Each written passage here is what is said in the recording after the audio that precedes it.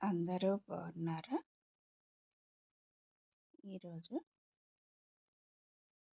మన ఛానల్లో చపాతీ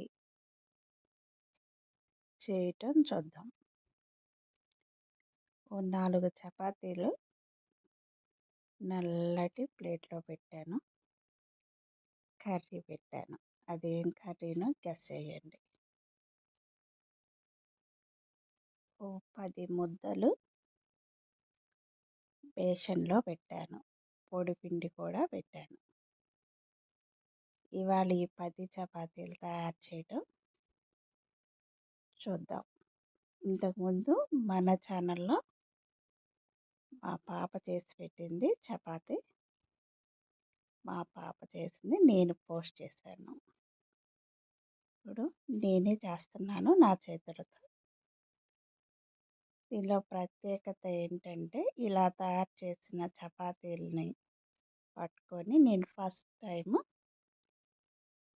ట్రైన్లో లాంగ్ జర్నీ చేశాను. నా అక్క చెల్లెళ్ళతో కలిసి ముగ్గురం అక్క చెల్లెళ్ళం. అందులో 2 కమల పిల్లలు, ఒక పెద్దక్క. ముగ్గురము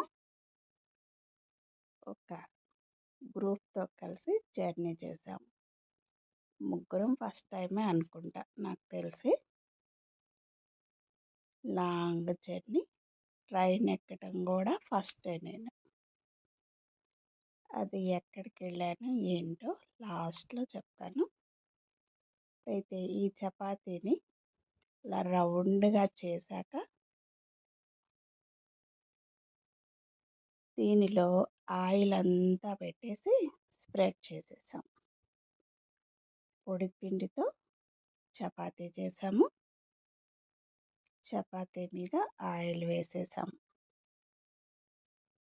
నెక్స్ట్ దాన్ని మడిచాను. మళ్ళీ మడిచి ఒక సమోసా ఆకారంలోకి వచ్చింది. మడిచాక దీన్ని మళ్ళీ మడుస్తున్నాం.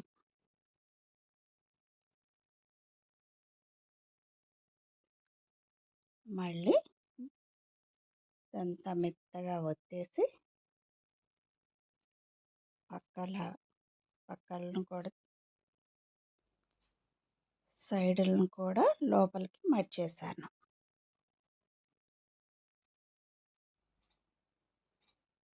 ఇది